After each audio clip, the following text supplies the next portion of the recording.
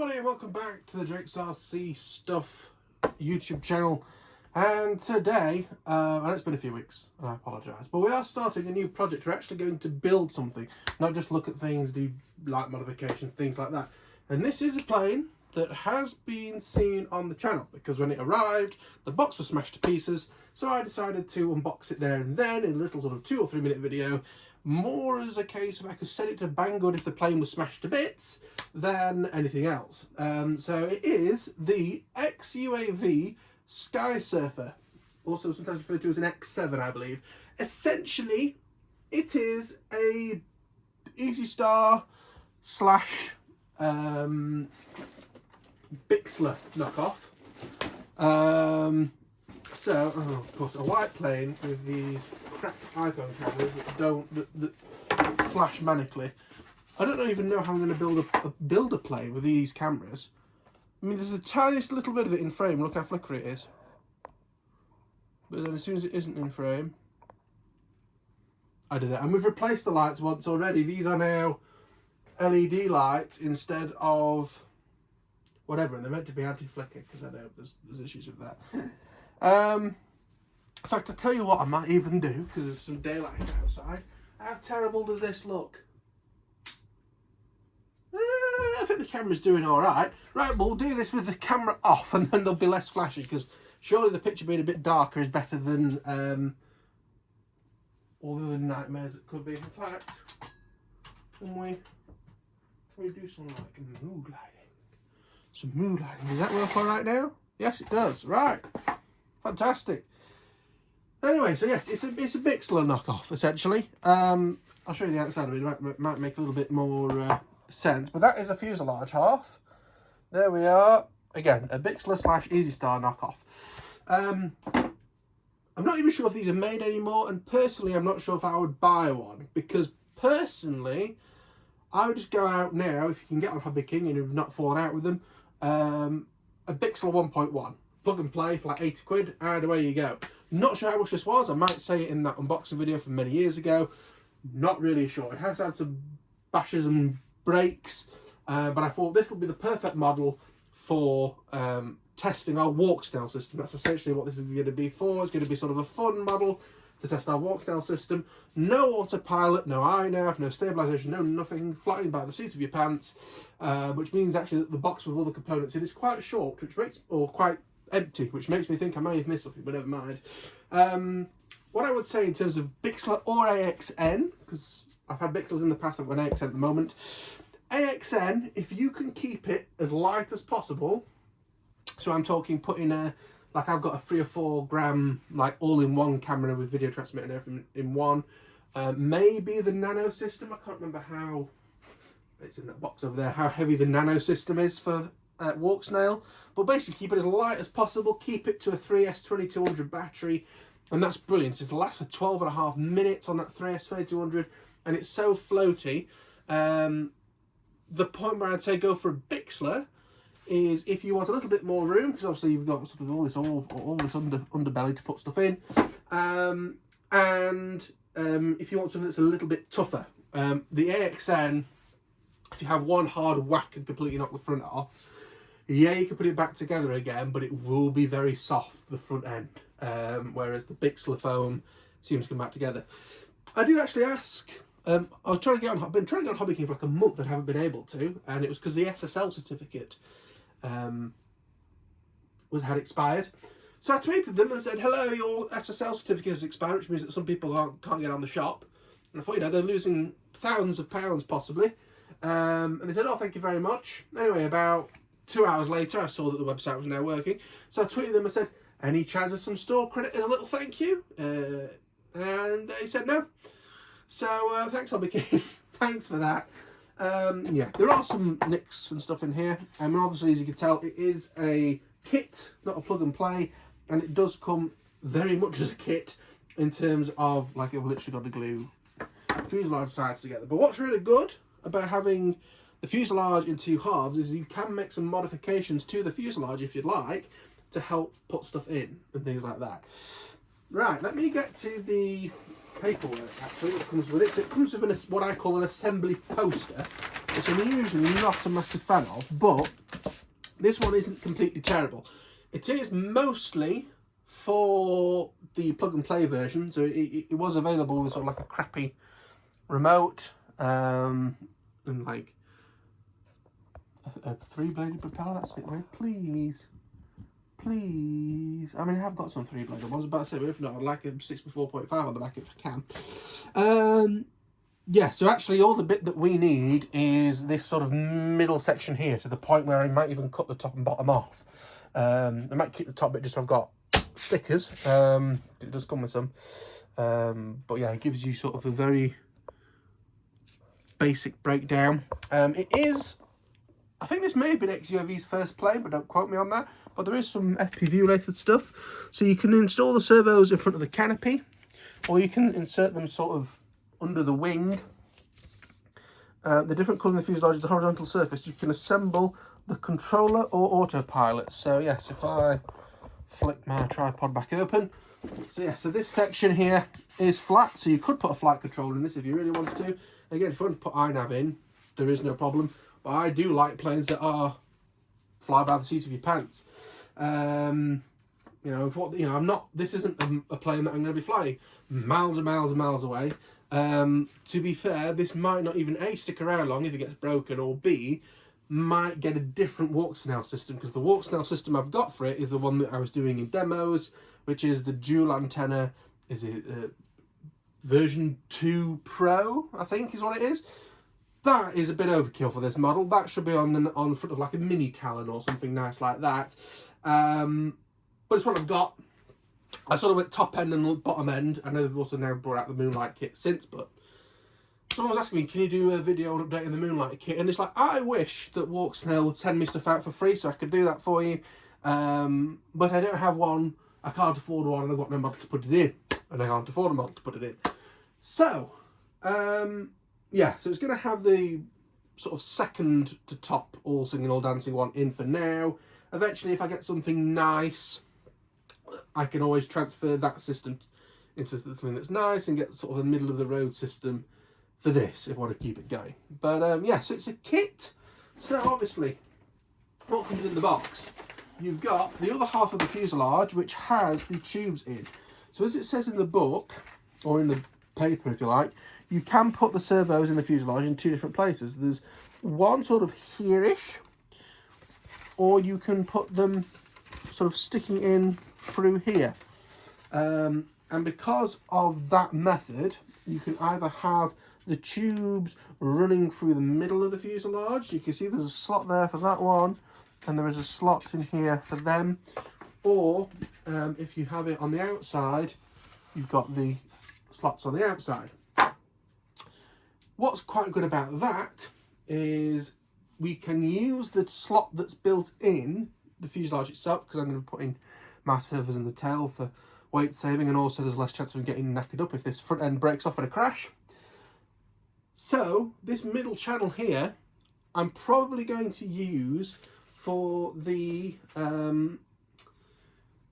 wire to go to the receiver. So the receiver, as in the RC receiver, is going to be Crossfire. So I might stick that up on the rudder out the way, or up on the fin out the way at the back, and I can use these slots here to run the cable to the front. I will go over some of the electronics I've gathered in a moment. So anyway, that's the fuselage. Again, it's a bit battered and dented because it's been dropped a few times because the box is crap. If I show you a bit of an outside view, that's your inside view. Big air hole in the front. There's like a landing skid thing here. Air exit hole. That's for the rudder control to come out if you're doing it through the centre. The elevator one comes out here. So again, I'll have to make sure we get that right. There is your motor mount. So 26, 20, or 25, 26, or whatever it is. So not a mini quad motor, the slightly bigger ones. Again, I'll show you that in a moment. It is funny to see that some of this stuff is definitely XUAV's design. I'll show you what I mean in a moment. Let's go inside. So we've got the tailplane, no carbon fibre, but it is fairly thick, but it will sort of wibble and wobble in the breeze. It has two places for you to put your horn. If it's obviously on the outside of the plane, it goes to that one. If it's coming out the middle of the plane, it's for that. There's your tail plane.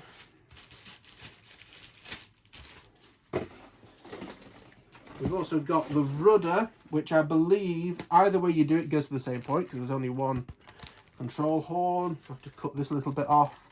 No glue in the kit. It's quite small, dinky rudder really.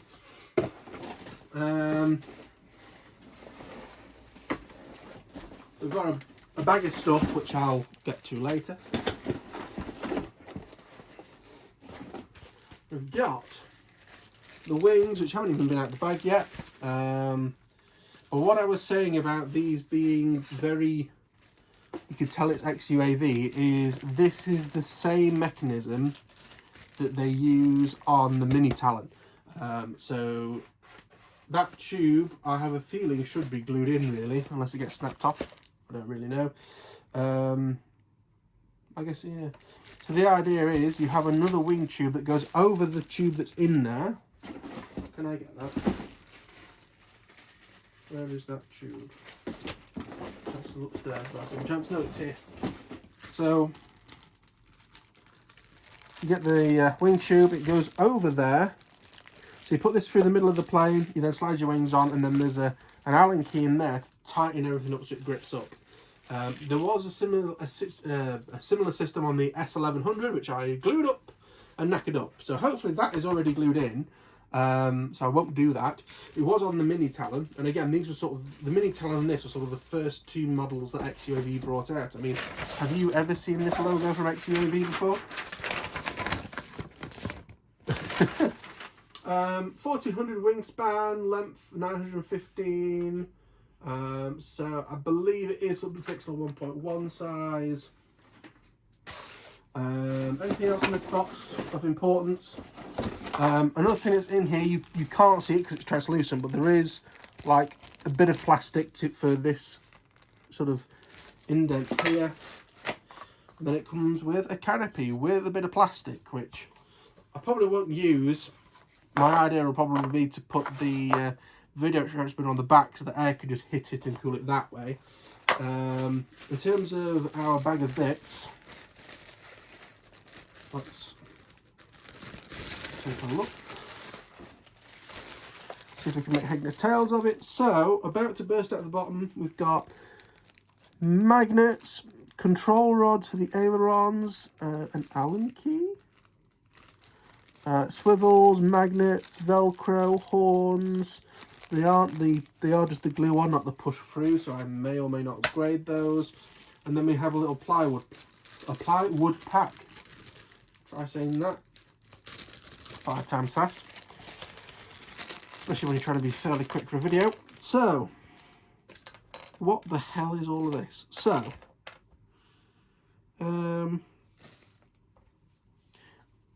I reckon that this is for the fuselage. Let me just build it up so you can see what I mean.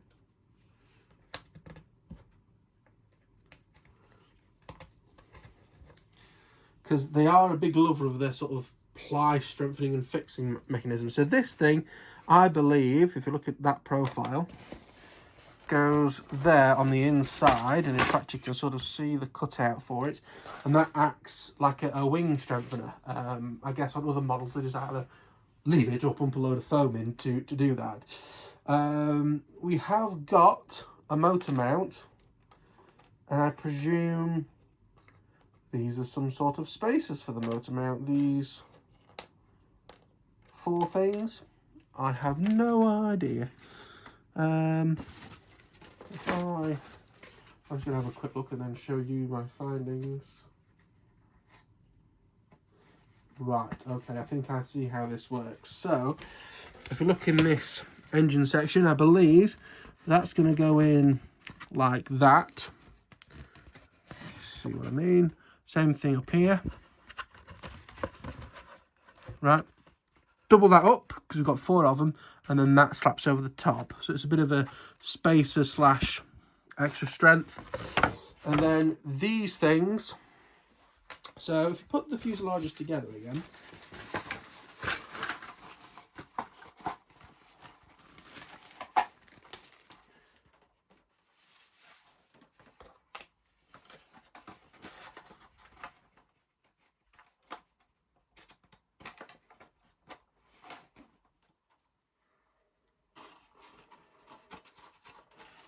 so yes, I believe if you're having it in the front, you literally put these bits of plywood in like that somehow in there to hold them. Or what I'm going to be doing, and what makes a hell of a lot more sense, is it'll go like that. And another thing that is really nice is its screw. It's not gluing them in. So if the crappy servos that are going to be putting in this do die, we have got the option of taking it out. So yes, I guess this isn't really an unboxing, it's an overview, but you know what I mean. There is also an air hole in there to get to the motor, although it isn't the biggest in the world. And in fact, oh no, sort of, yeah. Anyway, so let me put all our bags of bits in here. I'll stop the video just in case something weird happens and we cover up the first half. That's not happened yet, but something I'm always scared of when doing longer recordings. So I'll put all this stuff back in the bag, and then we'll look at some electronics and drop things on the floor, for example. There it is. See you in a moment. Right, I've had a bit of a swap around. I believe this is an LED light bulb, actually, because it's not hot, whereas the red one, where the warmer colour one was really hot. I've moved the light over to the bench. So there will be shadows, but again, not flickering from the lights above. So hopefully we'll be all right. Right, electronics. Not a lot, considering that it's not going to be water piloted or anything. So, first things first, which might seem a bit random, but it was literally the first thing I picked up. So, this is from SMS. It's the Predator 4-champ speed controller. It does 3 amp S-Bec, which is a bit low. I believe I did get some of these with a higher S-Bec. But what's really good is they have XT60 and the cables are long. They are designed, I believe, either they went in the wing of a model, so that sort of would, you know, that would go in the motor nacelle and that would go out to there, or just for planes that have motors in the back, so you need a long wire to get to the front. It does worry me slightly that it might be too short when we introduce the motor, but I mean, we can pop that there. We can have the wires disappearing up there. No, actually, I think we'll be all right. And if needed, there is an air duct here, so the air will be being forced down here by the time it's glued together. So fingers crossed that's all right. So that's the speed controller. Next we have the motor, which is from 2017, but excuse me, it's brand new, and it is the Turnigy 2826/6 2200 kV. Sort of a real classic motor. This is what you stick a 64.5 prop on the back, and it's just designed for this. I originally bought 2 of these motors for my Twin Star, which I do still have, but I never fixed that model. And one of these motors already got used on the Z84 Flying Wing and is really good. So yeah, this is the motor that's going in here. It is shaft mounted. There is not, apparently there is not an X thing, but I actually, yes, we do need one. I'll have to find one of them. I think I have got some kicking about over here. Let's have a look. Sort of having to do it in the dark because of the light situation.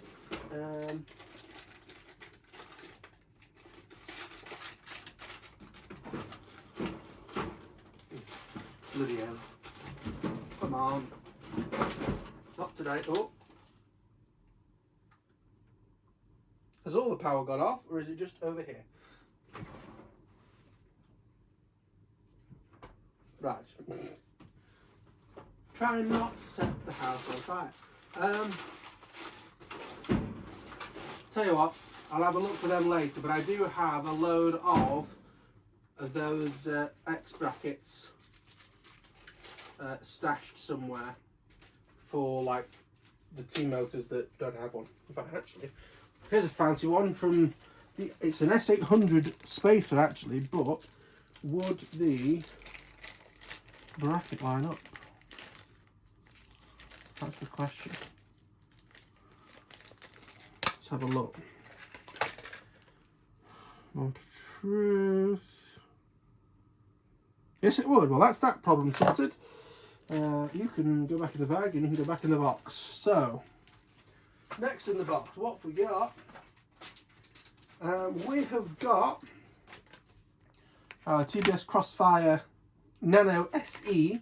The SE obviously means special edition. The only thing that's really special about it is instead of it coming with the wire antennas, it comes with the proper dipole. So if I show you that, that's just an envelope of cables. So it comes with that antenna instead. So usually you'd spend sort of, I believe it's about 23 quid on the standard one, then have to spend 7 quid on the upgraded antenna. The SC just comes with the upgraded antenna, it's like 2 or 3 quid cheaper. That's all that's special about it. So that's that. If you're asking why don't you use ELRS, well, it's because I have Crossfire, and I actually, even though I flagged off TBS in the past, the Crossfire system works incredibly well. You just bind it and then it, you know, you pair it, it then does the upgrade, you then configure it for your radio, blah blah blah blah. And I'm sure lots of people are going, yes, but you can do that with ELRS, but yes, but it's another thing you've got to plug into the computer and program. And as left as it sounds, I work in IT. There's quite a lot of times where I just want to get away from computers. Like, this is me not looking at a screen. So it's very rare, and it's actually something to be treasured in a way. Right, what's next? Well, connected to that, so again, my idea will be this will run up into the tail somewhere, with a servo wire running to the front. And I'll then be using this thing, which I have used in the past, not the specific one, but others of the same type. And what this is, it's an S-bus decoder. So, it's very hard to read when the lights are off. It's rapidly getting dark. You may or may not be able to see what's on the back of that, and the shadow doesn't help either. But basically the idea is you put S-bus in, so I wouldn't be using the Crossfire protocol, I've just been using normal S-bus, and then it splits it out to normal servo channels, so you can just plug servos directly into that. You don't need to use a flight controller. These are super cheap. I mean, it's a S32PW, no, S2PW. They were on Banggood. Free Sky do one themselves, but that one you have to program up, so you need an S-bus. I mean, it comes out of the package as 1, 2, 3, 4, I think, so you might be all right, but again, it's only 4 channels, so for this model it'll be all right. But I have used these with full 8 channels. In fact, did I use 2? Did I use one of these and a Free Sky one to get more than 8 channels? I can't remember. No, I didn't, but I think the option was there, but I ended up not doing that because I think the radio couldn't do it. But I have upgraded the radio since. Anyway, so yes, TBS Crossfire will go on the fin at the back. Wire will run on the inside to the front. I'll probably just glue the wire in. Because obviously going to be soldered to the thing, but it could just be a normal guitar plug on here. So I'll probably just get a long extension, glue it in. And this will just sit at the front. All the servos can go into it. Also, it means that your receiving signal is miles away from the signal for your FPV stuff. So that means that there shouldn't be any interference, things like that. And no GPS, that's another thing that you don't have to worry about. It's just transmit and receive on the front for the video, because it does transmit and receive, and then just receive on the back for the Crossfire. Now, I did ask at one point, because I've got some easy UHF stuff sort of kicking around, and which is the same frequency as Dragon Link. So Dragon Link people, you can sort of listen into this as well if you're using the 433, 458 Dragon Link stuff. I have some of that around. I'd like to use it, especially in sort of more sort of hack models, if you like this. So yes, if you know of using easy UHF or 433, 458 stuff with Walk Snail and DJI, please let me know, and we'll see if that's something that is possible. I'm not sure as of yet whether I will never build an analog plane again. There are some things, for example, I have a Funjet that I want to do FPV, whether I'm better sticking with analog for the latency, You know, I'm putting a like a 1-cam split or something in it, so I can get HD stuff. But it is also, you know, the low latency of analog. We'll have to see. That's something to cross, obviously, when we get to that project. But when I've bought cameras and stuff over time, I am wondering if it's possibly best if I start trying to move some of that stuff on. But anyway, what else have we got in this box? Anything else of interest? We have, of course, got our Walksnail V2 HD Pro, or whatever it's called. This is what I've been using for sort of demos and setting stuff up. So these 2 wires with the blue bits of masking tape on are actually for the TX and RX from a flight controller, and then the black and the red is just running to that XT60, so I can just plug it into a battery, off we go. And of course we've got the 2 antennas at the back. So that's that. Because I'm running out of flight controller, what I am going to do is I am going to disable standby mode, or whatever it's called. So standby mode will run it at 25 milliwatts or 10 milliwatts or whatever it is when it's on the ground, but then when you arm it in iNav, it then goes to whatever power level you've set it to. Now, because I'm not using iNav, either it'll stay at 25 milliwatts if I leave that feature on, or you know, the lower value, which means you won't be going very far, or you can turn that off. But the trouble is that it's going to be constantly at your higher power values, and it will just overheat. I have a USB fan in here dedicated to blow on this stuff to keep it cool when it's on the bench. So the way I'm going to get around that is a very, very expensive and exciting piece of technology, which is this. I don't even know what to call it. It's a balance lead conversion. Obviously, it's from a JSTXH to, I believe, what the flight power stuff used to be. It'd be nice if you could focus. There we are. So yeah, this is a way that I do recommend powering stuff. This kind of stuff is using such less power that you can run it off the balance leads, and it does mean that you can have the model plugged in normally, and then plug this in when you're ready to go. So I could plug it in, and then you know, when I'm ready to, right before I'm ready to go, plug this in, and this would go straight onto the balance lead. Going to be using a 3S2200, so this is 4 wires, because 3S means 4 wires, always add an extra wire on for the negative. And yeah, so what you do is you'd cut this end off that you don't need, the flight power end, and you can actually get rid of the 2 middle ones as well. And then you can just use your red and your black as your red and your black. Come on, you can get my fingers. The red and the black is your red and the black. Solder up to them cables. I'm going to have to be careful about, so this grey and white, you know, TXRX cable, because of the fact this will probably go into another model eventually, I can't just snip them off, and if I remove them, to be honest with you, they'd get lost, so I need to tape them up out the way on the model, so then we've got it. Oh, it's raining quite heavily. I am considering at some point, possibly with some cheaper Walksnail gear, either if I get it second hand, or it's just that nano kit that's 80 quid or whatever, try and get in a model with easy UHF. And to be fair, this might be the model that we test that on. Again, the last testbed model that I built was the Z84 that I fell in love with and loved. This is slightly different. I think this is going to be a bit of a pain in the arse to build, not because it's going to be a pain in the arse in itself, but just the fact that I have got to build it, and there's weird things like you have to make sure the arm is a sensible size, things like that. Apologies for the rain noise again. Again, if this absolutely annihilated or got lost, I would just go on Hobby King and buy a Bixler 1.1. They're in the UK now. Get a Bixler 1.1 and you could just slam it together and be flying within a day. But yeah, I don't want to start with the Hewing T1 VTOL, because learning Autopilot or iNav, whichever it ends up being, I was going to do iNav, but apparently you have to manually do the transition yourself, whereas Autopilot does it all automatically. Obviously, I presume that in the next version of iNav, the automatic stuff will come, but I can always try the Autopilot stuff, and if I really, really, really don't get on with it,